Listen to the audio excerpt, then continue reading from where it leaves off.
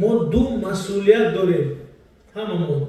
یکم مسئولیتی کسبی، دویم مسئولیتی ملی یا جمعیتی شهروندی. مسئولیت کسبی ما این است که اگر طبیبی خوب باشیم، حلال کار کنیم، علم آموزیم، حلال مهنت کنیم، در ساحه خود باید پیشرفته و در سطح اول باشیم. این مسئولیت کسبی. این اگر نکند کسی نانش حرام است. ولی در برابر این ما با مسئولیتی شهروندی و ملی داریم. چون ما در یک کشور زندگی میکنیم، از زمین با هوا نفس میکشیم، حقوق و امنیت ما رو این کشور تامین میکند، فرهنگ و هویت ما اینجا تامین است. ما جزئی همین وطنیم.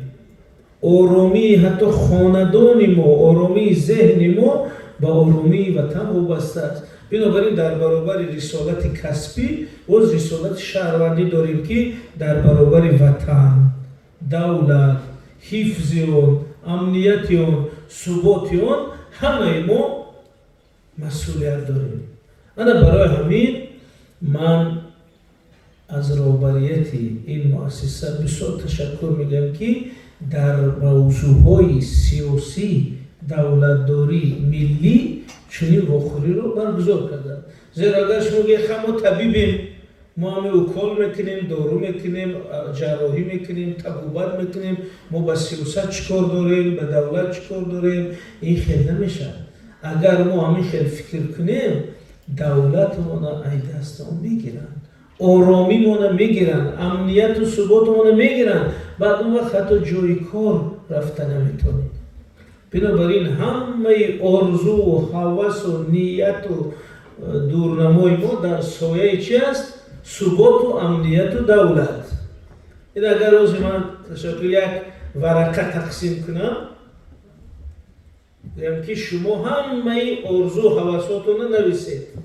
خصوصا جوانان دیلشون پر از آرزو.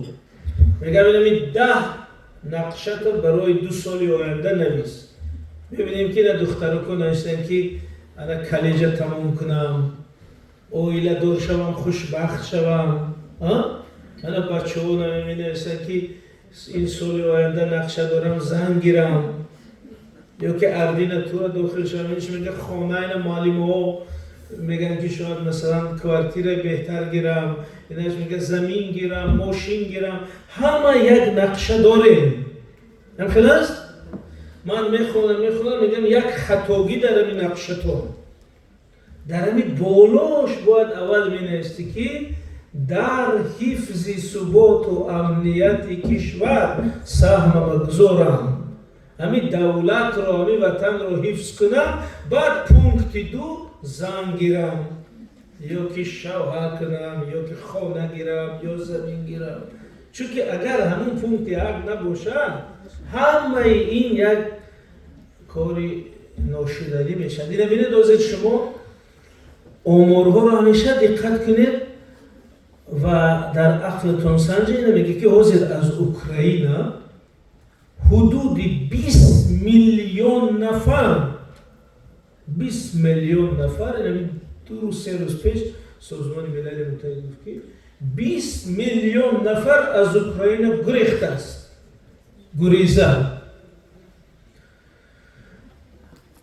در کشورهای اروپا در خیمه ها زندگی دارن. همین 20 میلیون نفر همشون خانه داشت، جای کار داشت، شرایط داشت، پول داشت، ماشین داشت. ولی وقتی امنیت نیست همه میره پرتوف رفت. همه این نقشه داشت، میخواست زن گیره، اینش میخواست شوهر گیره، اینش میخواست خاندار شوه، اینش میخواست کودک دار شوه، اینش میخواست خوشبخت شوه. همه نقشه داشتند. ولی چرا خستن پرتوفتن گریختن؟ چون که راکت آمده ایستاده است، امنیت نیست، ثبات نیست. بنابراین همین تزیسی که گفتن در یادگیری در آخر این است که پس بین منفعت‌های شخصی ما، منفعت شخصی ما تحصیل کردن، جای کار یافتن، اویله دار شدن، ماشین گرفتن، زمین گرفتن، خوشبخت شدن منفعت‌های شخصی ما و بین منفعت‌های دولتی رابطه بواسطه است.